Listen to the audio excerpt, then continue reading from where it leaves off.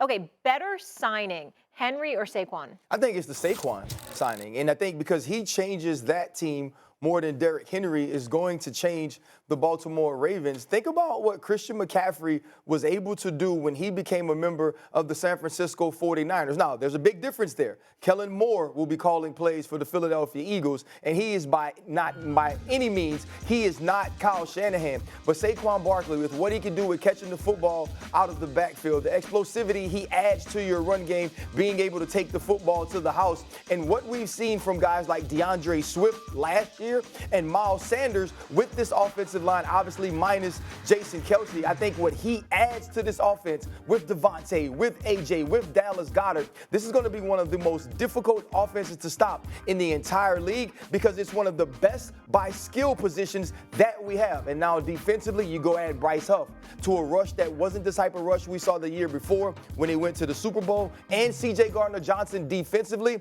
Again, Howie Roseman is working to make this team better. And we applauded him last year for what he was able to do in the draft, what he was able to do in the free agency, and we didn't see that produce success on the field. I believe these sorts of moves with this experience and these guys who have been so successful in the league already are the type of moves he's going to need to make in order to make sure Nick Sirianni can keep his job and Howie Roseman as well.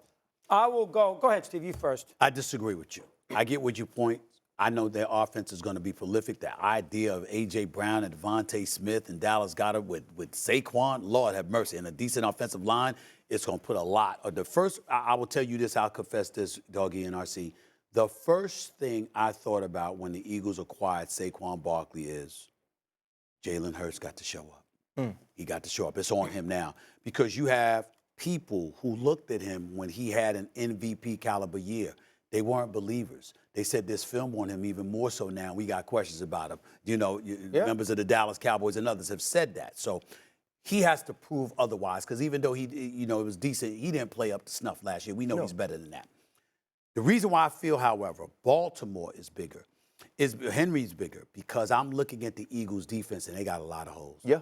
They got a lot of holes. Baltimore, one could easily argue, they just filled theirs. I know they had Gus Edwards, and I get that. And I know they could use another receiver other than Zay Flowers. I understand that. But, my Lord, the pressure that Derrick Henry takes off of you and puts on his shoulders because of his ability to do what he does, offsets that to some degree, and their defense is already elite. That's the only reason I'm taking the position that I'm taking. Everything that you say about what Saquon is going to mean to their offense, I'm with you.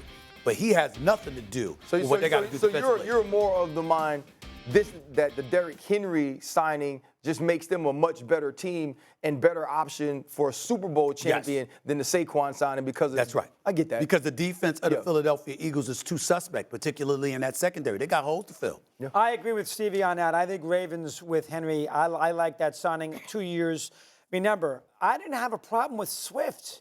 He's a good back. Yeah. And they let him go to bring Barkley. He's underrated. Yeah, Catches I agree. the ball out of the backfield. He's quick.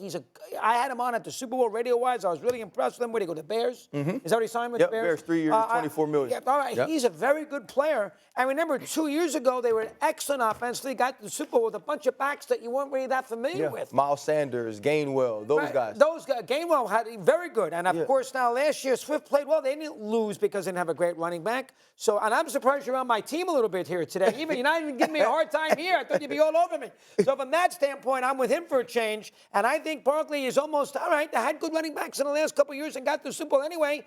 Henry might be a missing piece for the Ravens, so I'll go Baltimore. But this is the thing, though. The Baltimore Ravens were the #1 running offense in the NFL. How much better could they be? Like how much more can they run the football? Like, was that the need they really had? Was Is that the hole we needed that they needed to fill in order to win a championship?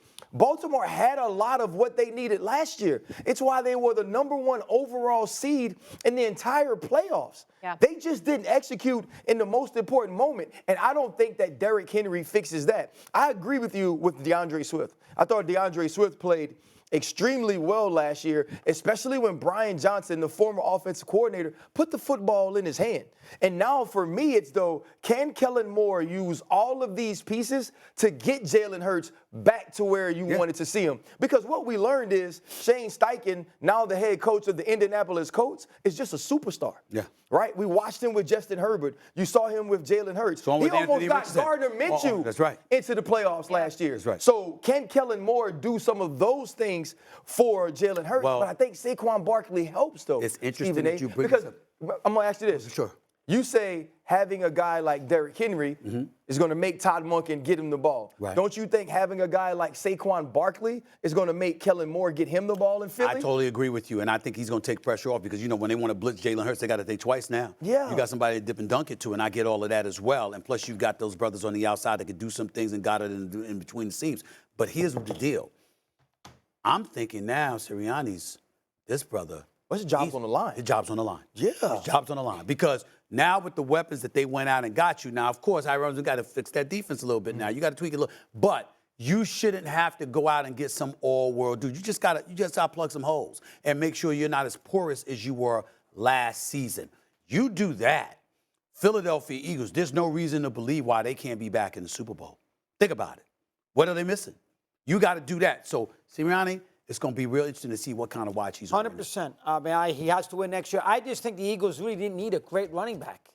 I mean, their issues were defense and Hurts' health. And I don't know where Barkley is going to make them very important. So with both teams, you thought they went in a different by the direction? way- I like what the Ravens did. By the way- Also, defense, too. Vic Fangio is now that's the a good defense point. coordinator. That's true.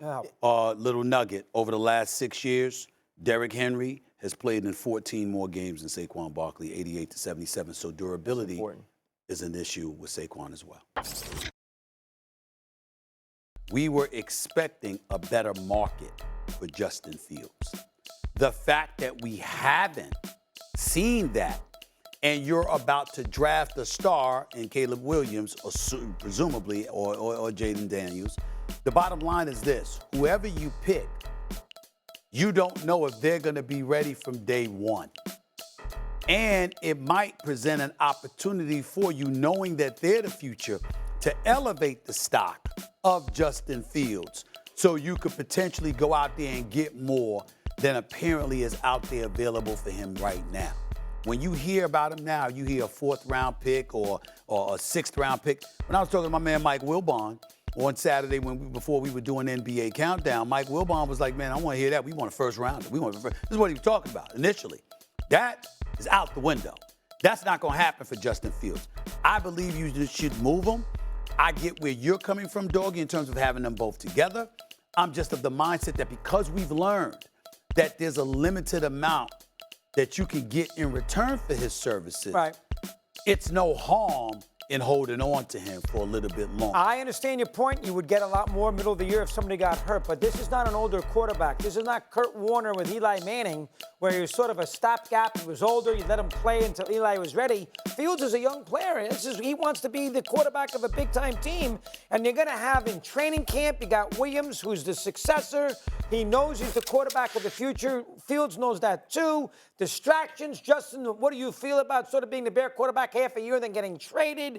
That's not the way you want to start a season. That is not the way you want to start the kid who gets drafted. By the way, you're going to sit for 8 games because we want to play Justin so we can up the ante and hopefully somebody gets hurt and we can trade him and then your team. That's just not the way you want to do it. He's a young GM. The head coach is always coaching for his career there. You're going to give him 2 quarterbacks to deal with in July and August. Listen, I understand you're not going to get as much. You're probably going to get, a 4th-round pick instead of a 2nd-round pick. I buy that. So you're going to lose a little bit. But I don't think it's worth your aggravation to put 2 young quarterbacks, one who knows he's on his way out, on the team for 3 months. And, hey, Justin, by the way, play hard, don't get hurt, and we'll see if we can get rid of you in the middle of October at the deadline.